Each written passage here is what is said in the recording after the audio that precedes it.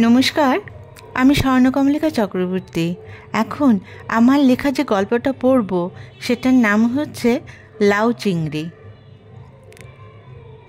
বাজারের ব্যাগে আর জায়গা নেই। আজ একটু বেশি সবজি কেনা হয়েছে। এত টাটকা লাগছিল যে মনে হচ্ছিল আগামীকাল এসে বাসি হয়ে যাওয়া বাকি সবজিগুলো কিনতে হতো। তাই আজ কিনে ফ্রিজে রেখে দিলে অনেকটা তাজা থাকবে। তাই লাউটা দেখে লোভ সংবরণ করতে পারলেন না পঞ্চাননবাবু। মাছের বাজারে কুচো চিংড়ি দেখেছিলেন।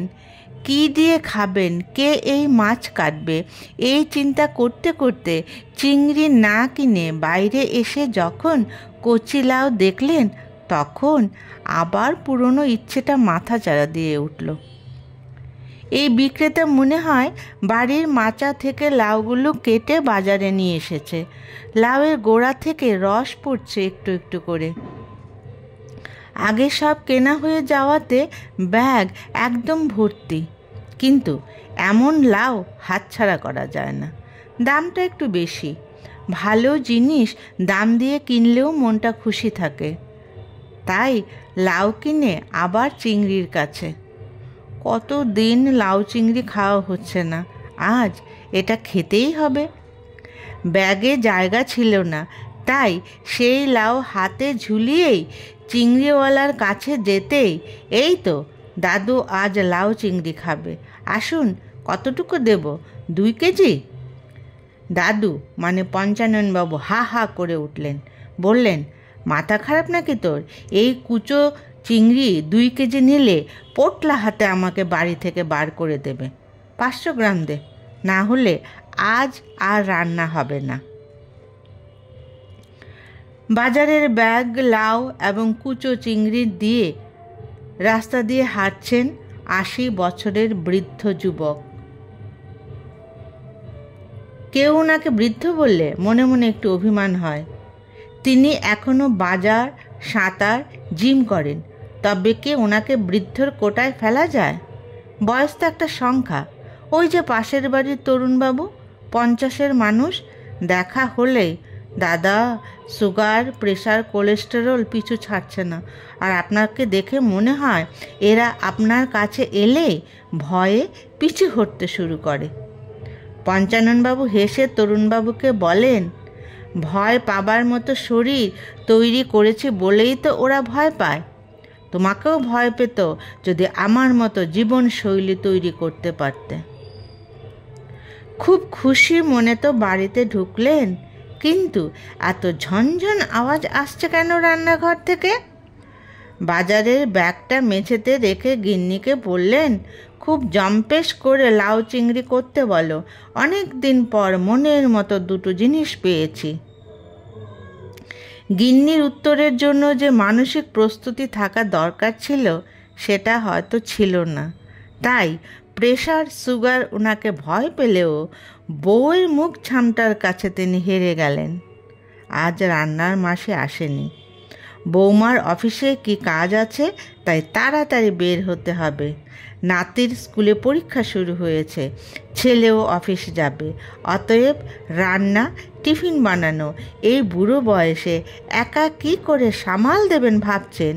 কোনো রকমে বাসনগুলো মেজে সেদ্ধ ভাত বসাবেন চিন্তাভাবনা করছেন। এমন সময় কানে যদি আসে লাউ চিংড়ি কেটে তরকারি রান্না করার কথা, তবে মেজাজ কি করে ঠিক থাকবে? বাজারে যাবার সময় তো জানতেন না মাসি আসবে না। কতদিন এই মাসিকে বলা হয়েছে, তুমি যদি না আসতে পারো তবে ফোন করে জানিয়ে দিও। মাসির কাছে ফোন নেই, ছেলের কাছে আছে, কিন্তু মাসি ছেলেকে বলবে না। অতএব না এলে কোনো জানান দেয় না মাসি। কী আর করা যাবে? ভেবেছিলেন বাজার থেকে এসে 1 কাপ গরম চা খাবেন।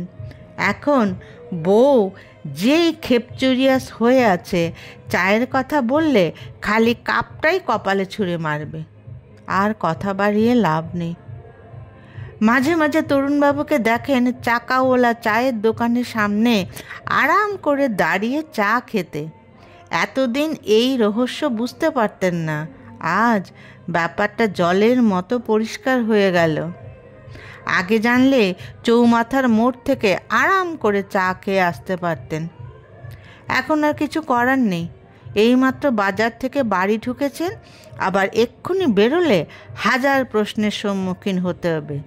কোথায়, কেন, কিভাবে ইত্যাদি ইত্যাদি প্রশ্নের উত্তর দিতে দিতে চা খাবার তেষ্টাটাই মিটে যাবে। তবে কি তিনি পরাধীন মানুষ?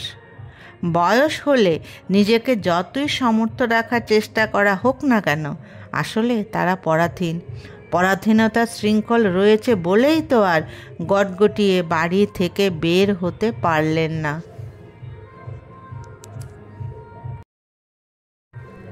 আজ আমার শরীরটা ভালো লাগছে না রে, রান্না করব কি করে?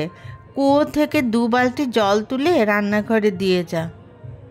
মায়ের করুণ আর্জি ছোট ছেলের প্রতি। ছোট ছেলে পঞ্চানন স্কুলের ক্লাসের ভূগোল পড়া মুখস্থ করছিল। আজ পড়া না পারলে কান ধরে উঠা বসা করতে হবে, তাই সুন্দর অজুহাত তৈরি করা গেল। যদিও পড়াটা মোটামুটি শেখা হয়ে গিয়েছিল, তবু কাজ না করার ইচ্ছে থাকায় মাকে বলল, আমি বালতি দিয়ে জলটা তুলে দেব, রান্নাঘরে তুমি নিয়ে আসবে। দেখছো না আমার কত পড়া। কুয়ো থেকে রান্নাঘর অনেক দূরে, তাই বালতি ভরে জল নিয়ে আসাটা বেশ কঠিন। অন্যদিন তিনি নিজেই জল তুলে এনে রান্না করেন, কিন্তু রোজ দিন তো শরীর একরকম থাকে না, তাই ছোট ছেলেকে বলেছিলেন। বড় ছেলে এবং কর্তা দুজনেই বাড়ি নেই। অবশ্য বাড়িতে থাকলেও মনে হয় তাদের উত্তর আলাদা হতো না। তাই একটু অভিমান ভরেই মা বলল, আমি জলটা তুলেই রান্নাঘরে আনবো, তুই গিয়ে পড়তে বস। পঞ্চানন বলল, আমি এখন পড়ব না, একটু পাশের রমার বাড়িতে যাচ্ছি, ওর কাছে আমার একটা প্রশ্নের উত্তর বোঝার আছে, তারপর এসে স্কুলে যাব। আজ এই মুহূর্তে রমার দিকে তাকিয়ে সেদিনের 10ম শ্রেণীতে পড়া রমার কথা মনে হলো। দুজনেই স্কুলে যাবে, তৈরি হতে হবে। তবু পঞ্চাননকে দেখে মুখটা লাল আভায় ভরে গিয়েছিল। প্রথম কথাই হলো, চা খাবে? একটু করে নিয়ে আসি। দুজনের কারোর হাতেই এখন সময় নেই। ভূগোলের প্রশ্নের উত্তরটা একটু বুঝতে হবে ওর কাছে। রমা পড়াশোনাতে ভীষণ ভালো ছাত্রী, মোটামুটি সব প্রশ্নের উত্তর পাওয়া যায় ওর কাছে, তাই প্রশ্নের উত্তরে কোনো সমস্যা হলে সোজাসুজি রমা। সঙ্গে মনে ধুকপুকুনি, এই বয়সে যেটা স্বাভাবিক সেটা তো হবেই। সেদিন চা দিতে চেয়েছিল, সময়ের অভাবের জন্য চা খায়নি। আর আজ নিজের হাতে অফুরন্ত সময়, কিন্তু রমার হাতে সময় থাকলেও সেই ধুকপুকুনি নেই। অতএব চা চাইলে খালি কাপ কপালে পড়বে, এটাই তো স্বাভাবিক। বিষণ্ণ বদনে খবরের কাগজটা নিয়ে চেয়ারে বসলেন তিনি। সেদিন পঞ্চানন মায়ের কথায় পাত্তা দেয়নি, আর আজ বউয়ের ভয়ে বাইরে গিয়ে চা খেতে পারলেন না। পরাধীনতার সংজ্ঞা এর চেয়ে ভালো আর কি হতে পারে? কিছুই না। বৌমা, ছেলে, নাতি কেউ আজ বাড়ি থেকে টিফিন নিয়ে যাবে না, সেদ্ধ ভাত খেয়ে সবাই চলে যাবে। বাইরে অনেক কিছু কিনে খাওয়ার সুযোগ রয়েছে, মাসি এলে টিফিন করে দেয় বলে বাইরের কিছু কেনা হয় না। সবারই মাঝে মাঝে বাইরের সুস্বাদু তেলে ভাজা খাবার খেতে ইচ্ছে করে, কিন্তু রমাদেবীর জন্য সেটা সম্ভব হয় না। ওনার ধারণা বাইরের খাবার ভালো নয়, পেটের ক্ষতি করবে, তাই বাড়ির টিফিনই নিতে হবে। ভূমিকা, পঞ্চাননবাবুর বউ অফিসের 5 জন সহকর্মীকে বলল সে আজ তাদের সঙ্গে বাইরে খাবে। ওরা অবাক, কী করে সম্ভব? সম্ভব করেছে সেই অসম্ভব ব্যাপারটা তাদের মাসি। মাসি কবে যে ছুটি নেবে ঠিক থাকে না, তবে সাধারণত রবিবার দেখেই বেশি ছুটি নেয়। সেদিন তো তাদেরও ছুটি, কাজেই টিফিন বানানোর প্রশ্নই ওঠে না। আজ মাসি আসেনি, তাই টিফিনও আনেনি। শাশুড়ি মায়ের বয়স হয়েছে, একা কী করে সামাল দেবে সব। ভূমিকা নিজেও আজ তাড়াতাড়ি বের হয়েছে, ওর একটা গুরুত্বপূর্ণ কাজ ছিল।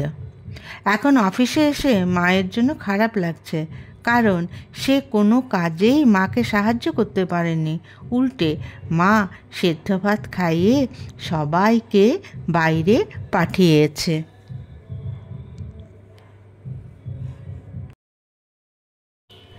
ভূমিকা ও সহকর্মীদের বলছে, জানো, আমার শ্বশুরমশাই বাজার থেকে শখ করে লাউ আর কুচো চিংড়ি এনেছিলেন, কিন্তু শাশুড়ির কাছে মুখ ঝামটা খেয়ে মন খারাপ করে পত্রিকা নিয়ে বসে পড়েছেন। এক কাপ চাও অবধি পাননি তিনি। আমি তৈরি হতে হতে সব দেখছিলাম, কিন্তু আমি নিরুপায়। আজ তো কিছুতেই ছুটি নেওয়া যাবে না। ওনার জন্য সত্যি মন খারাপ লাগছে। আসলে বয়স হলে মানুষের কর্মক্ষমতা কমে যায়, না হলে আমার শাশুড়ি একাই সব সামাল দিতে পারতেন। সবাই শুনে বলল, এটা তো ভয়ঙ্কর বাস্তব। বুড়ো বয়সেও যদি যৌবনের মতো কর্মক্ষমতা থাকতো, তবে তো মানুষের কোনো চিন্তাই ছিল না। আহারে, বুড়ো মানুষ, ইচ্ছেটার পূরণ হলো না। কী আর করা যাবে? কাল মাসি এলে কাল খাবে। ভূমিকা বলল, আজকে টাটকা সবজিটা তো কাল বাসি হয়ে যাবে, আর আজকের ইচ্ছেটা আগামীকাল নাও থাকতে পারে। সবাই ভূমিকার বক্তব্য সমর্থন করল। তাদের অনেকেই বাড়িতে বৃদ্ধা শ্বশুর শাশুড়ি রয়েছেন, কাজেই কম বেশি এমন অভিজ্ঞতা সবারই রয়েছে। কারণ তারা তো আর তাদের মতো ঘরে বসে শুধু হেসেল সামলাবে, এটা সম্ভবপর নয়। পড়াশোনা করেছে কি ঘরে বসে থাকার জন্য? রান্নাঘর থেকে মাঝে মাঝে পতি দেবতাকে লক্ষ্য করছেন তিনি। পতি দেবতা যে পত্রিকা পড়ছেন না, এটা 100% সত্যি ওনার কাছে। বুড়ো হয়েছে, কিন্তু বাজারে যাবার জন্য ছেলেকে কিছুতেই যেতে দেবে না। ছেলে নাকি মাছ তরকারি কিছুই চেনে না, সব পচা পচা জিনিস ওকে দেবে। তাই সকালবেলা হলেই ব্যাগ নিয়ে বেরিয়ে পড়েন। আর কত কিছু যে বাজার করেন। মাসি মাঝে মাঝে বলে, আর পারি না, তোমাদের কাজ ছেড়ে দেব। তখন সবাই মাসিকে কত বোঝানো, এত ভালো বাড়ি আর পাওয়া যাবে না, এত টাকাও কেউ দেবে না, ইত্যাদি ইত্যাদি। মাসি এমনিতে ভালো, দোষ একটাই, আসবেও না, খবরও দেবে না। কারণ নিজে মোবাইল চালাতে পারে না, তাই মাসির কোনো মোবাইল নেই। লাউ চিংড়ি অনাদরে অবহেলায় মেঝেতে পড়ে আছে। একটু বেলা হলে হলদে হতে শুরু করবে চিংড়িগুলো। হোক হলদে, তবু তিনি বউকে কিছু বলবেন না। কি দরকার কথা বলে মুখ ঝামটা খাবার? ছেলে বৌমা নাতি বেরিয়ে গেছে। বাড়িতে এখন ওরা দুজন, কিন্তু কোনো কথা নেই। অথচ সেই জীবনটা কেমন ছিল? রমা আর সে এক ক্লাসে পড়তো, কিন্তু এক স্কুল নয়। দুজনকে দেখে শিহরণ অনুভব করত, আর বই আদান প্রদানের মাধ্যমে চিঠি চালাচালি হতো। সম্মুখে কথা খুব কম হতো, কারণ কথা বলার মতো কোনো পরিবেশ তখন ছিল না। রমা পড়াশোনা নিয়েই থাকতো বেশি, কিন্তু পঞ্চানন ততটা ভালো নয় পড়াতে। কিন্তু সে মোটামুটি পাশ করে একটা ভালো চাকরি পেয়ে গেল। কিন্তু রমা চাকরি করবে? ওই সময় সেটা ভাবাই যায় না। মেয়েরা পড়াশোনা করছে ঠিক আছে, কিন্তু চাকরির জন্য নয়। কিন্তু আসল সমস্যা তখন তৈরি হলো যখন পঞ্চানন ওর মাকে রমার কথা বলল।